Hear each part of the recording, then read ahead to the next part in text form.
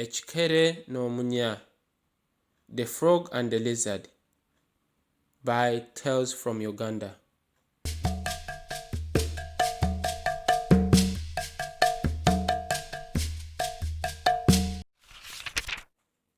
Ekiikere no Munnya.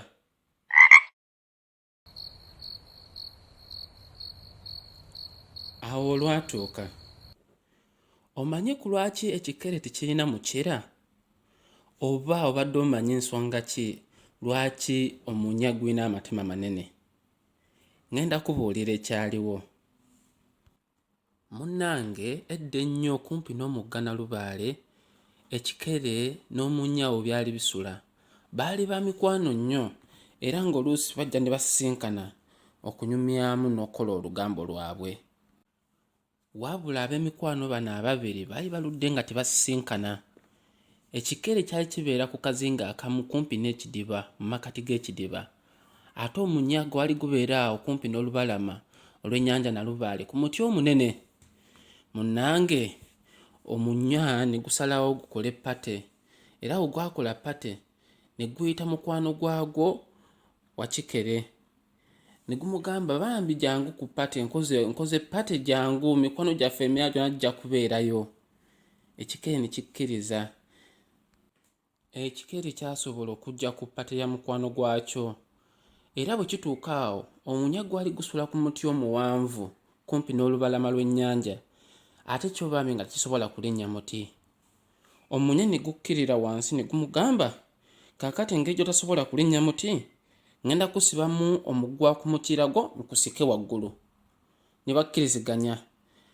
Kaakati omunnya ogwali gusika ekikere, omuguwa ne gukutuka, era omuguwa bwe gwakutuka, ekikere ne kigwa wansi ng'omukira gwakyo gukutuseeko. Ekikere kyanyiiga ne kigamba, nenzija ku ppate yo n'okutulako omukira gwange. Ne kidda mu mazzi ne kiwuga ne kiddayo ku kazinga gye kyali kibeera. Wabula kiba kiwuga ne kiwulira omunnya ng'abaseka ne banne abaali ku ppate olw'okuba nti omukira gwa kikere gwali gukutuseeko. Ab'emikwano ababiri bano baalwawo nga teboogera, naye lwali olwo ekikere nakyo ne kikola ppate. Ne kigamba mukwano gwakyo omunnya, ne kimugamba, munnange, nange nkoze ppate, wandizzeeko ewange eno ne tulya amasala. Omunnya ne gugamba, kale ngenda kujja. Omunnya ne guleka ennyumba yaagwo waggulu ku muti omunene ne gujja ku lubalama lw'ennyanja, wabula omunnya nga tigumanyi kuwuga, ate ekikere nga kibeera eri mu kizinga. Ekikere ne kimugamba, kaakati engeri gy'otamanyi kuwuga, kandeete omuguwa guno nkusibe mu nsingo nkusike ojje ku kazinga kw'embeera. Omunnya ne gukkiriza ne gugamba, kale tukikole bwe tutyo, nsibaamu omuguwa onsike, nja kuba ntuuka ku kazinga.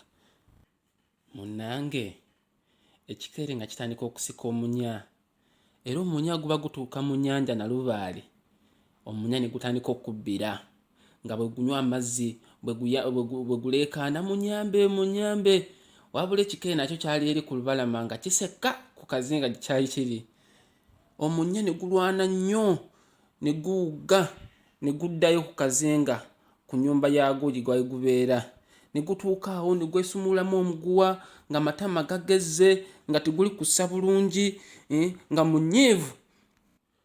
Munnange, okuva n'olwo kyova olaba omunnya gulina amatama manene, ate ekikere tekikyalina mukira gwakyo. Era okuva n'olwo ab'emikwano abo ababiri baafuuka balabe na balabe, tebakyayogera. Era bw'ogenda ku lubalama lw'ennyanja Nalubaale n'obasisinkana, tebakyayogera, beekyawa. Nange awo we nalabira. Kaakati bino bye bibuuzo bye njagala weebuuze ofune n'amakulu gaabyo.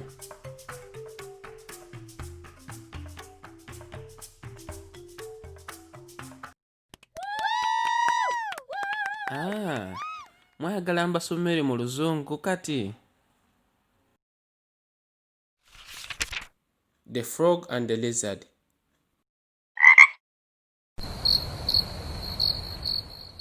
Awo lwatuuka. Once upon a time, Many years ago, when I was just a little boy, my father taught me how frogs and lizards got their particular looks. Anytime you see a lizard, you will see it has puffy cheeks and that frogs don't have tails. But this wasn't always the case. Let me tell you what happened. A long time ago, near the banks of River Nile, there lived a frog and a lizard. They were great friends and often met up with each other near the Nile to gossip. However, the friends had not yet visited each other's house. The frog lived on an island in the middle of the pond. The lizard lived up in the branches of the great cedar tree. One day, the lizard threw a party at his house and invited the frog to come and join in. The frog arrived at the bottom of the cedar tree but did not know how to climb.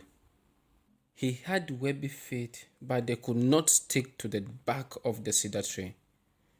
The lizard came down the tree and called to the frog, "Don't worry, dear friend. I'll help you up. Loop this rope around your tail and I'll pull you as I climb." Sure enough, the lizard threw down the piece of rope and he began to climb the tree.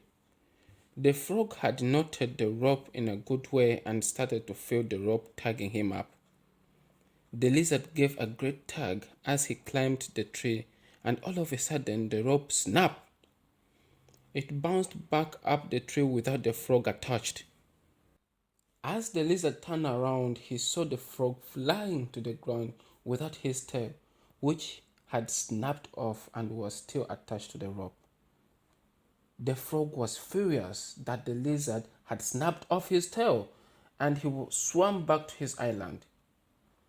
Back at the party, the lizard was telling his guests about the frog's tail snapping off. It was the best story they had had, and their laughter could be heard throughout the island. Many days and nights had passed since the frog had lost his tail. He spent the time mostly sat on his island plotting how to get revenge on the lizard. Suddenly, he had an idea. He invited the lizard to his home on the island for a party. The lizard thought because so much time had passed, the frog must have forgiven him. Lizard turned up to join the party but realized that he was unable to swim to the island. "Don't worry, dear friend. I'll help you cross," said the frog. "Tie this rope around your neck and I will pull you along." Sure enough, the frog threw the rope to the lizard and began to pull him through the water. Lizard had knotted the rope in a good way and started to feel the rope tugging him through the water. It was getting colder and colder, deeper and deeper. The lizard started to panic and tried to kick his way back to the land.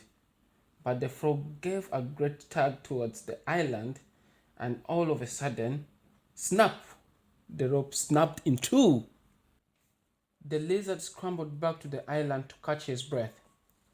The rope was so tightly knotted around his neck that his cheeks had puffed out and swelled around the rope.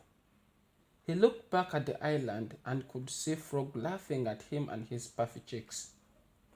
The lizard was furious. He had nearly drowned. Since that day, the lizard has puffy cheeks and the frog no longer have a tail. They still do not talk to each other to this day. Anytime you see them in Uganda, you will see this for yourself. This is the end of the story. And as we say in Luganda, Nangao wenalabira. And for me, that is what I saw all those years ago. And now, here is the question for you to answer.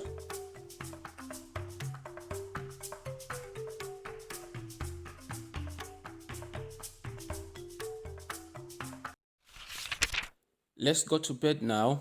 Sulabulunji. Good night. See you next time for another bedtime story with Taata Musa.